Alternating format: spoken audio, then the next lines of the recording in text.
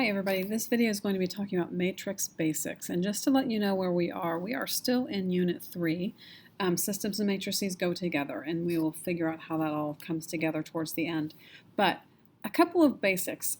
First of all, the singular is matrix, but the plural is matrices. So if you hear me using those two words, that's what they mean. Singular is one matrix, but two matrices. What is a matrix? Well, a matrix is just a way of organizing data, similar to a table. So for instance, if I have a table that looks like this, I can put it into a matrix. And so I'm going to keep the exact same layout. I'm just going to take off the words. So I'm just taking off all the words, and I'm keeping all of the information inside there the same. Now, because we've never seen matrices before, there are some words that we need to talk about. An entry is just each number inside a matrix. That's called an entry. So 48 cents is an entry, 72 cents is an entry, etc., etc. So each one is called an entry. Then, this is actually quite important. Which ones are the rows, which ones are the columns? The rows go across, the columns go up and down. And when we talk about the size, we talk about the rows first and then the columns. Now, I've been kind of trying to prep you for this because as we've been talking about systems of equations, we've been saying R1, R2, and R3. So hopefully you know that those are the rows. But anyway, let's talk about how to talk about the size. So if we have these couple of examples, this has two rows, and each row has three columns in it. And they are like equations. This one has three rows, and each row has two columns. And this one has four rows, and there's only one column. So that's how we name the size of a matrix. The easiest thing to do in math is just to add and subtract. Well, the easiest thing to do in matrices is also add and subtract. All you have to do is just add the entries and the corresponding positions. Let me show you what I mean. This just means we're going to add -5 and -3 and add those together, and we get -8.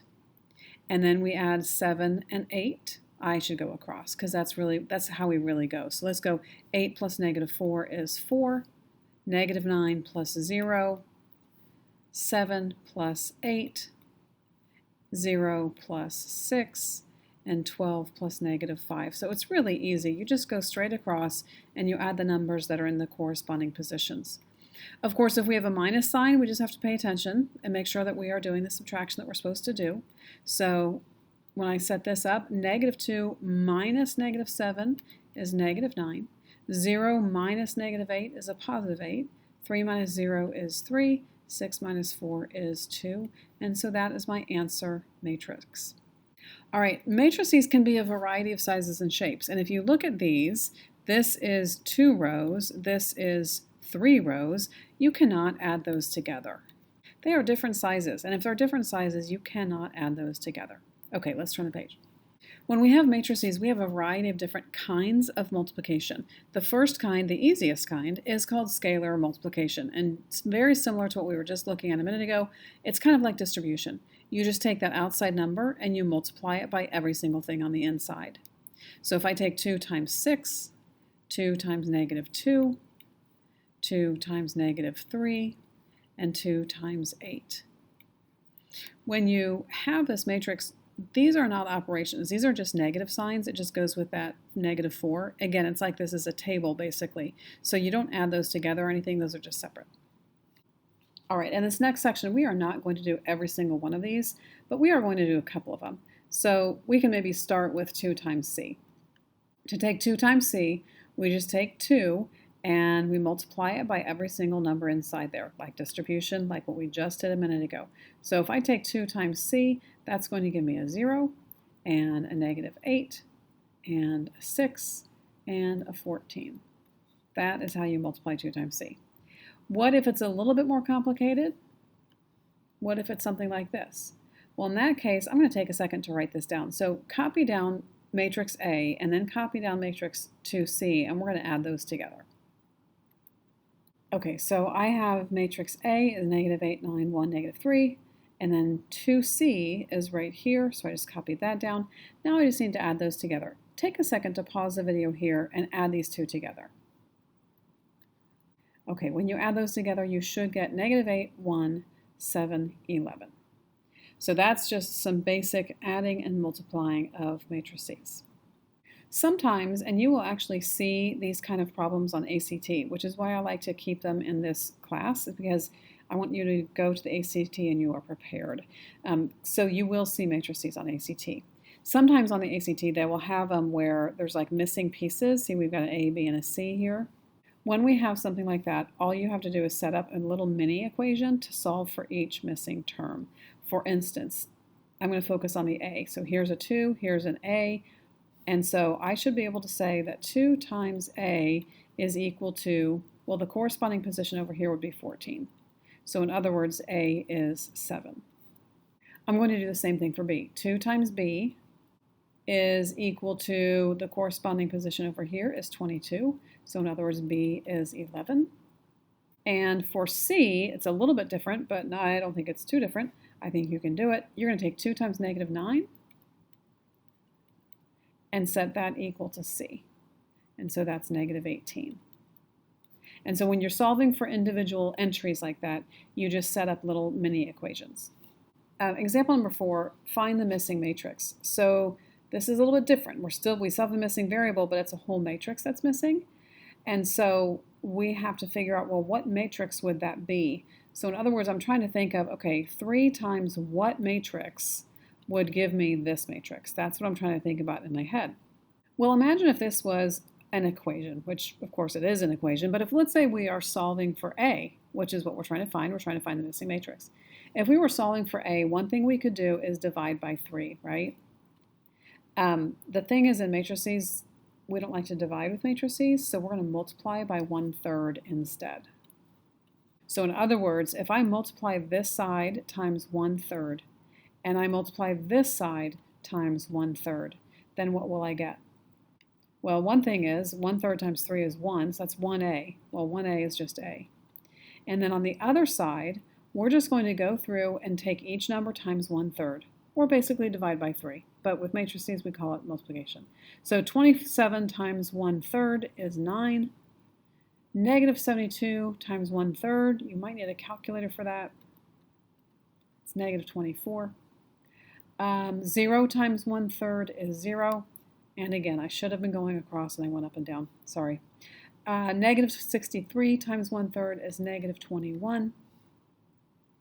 39 times 1/3 is 13. And 15 times 1/3 is 5. It doesn't matter which way you go. It's just typically we talk about them going across is how we typically talk about the matrices. But that's how we do it. We just take 1/3 times everything, and that's going to give us our final answer. And so the little note I have out here on the side is to solve like an equation to find the missing matrix. And notice that's just a little bit different. The instructions we had up here was to set up little mini equations. Here we're solving like a bigger equation to find the whole matrix. What if we have something like this? This is a little bit more complex. So we have to think about how are we going to do all of this at the same time? Well, of course, we don't want to do all of it at the same time. We're going to kind of break it up into steps. Let's start off with going ahead to multiply this multiplication. So just do your distribution property and multiply this out. Okay, so I distributed, I got 10, 2, 12, and 4. Everything else I left the same. Let's go back to solving the equation. So if I solve this equation, I'm going to subtract this matrix over here, right? So like I would be doing a minus this whole matrix.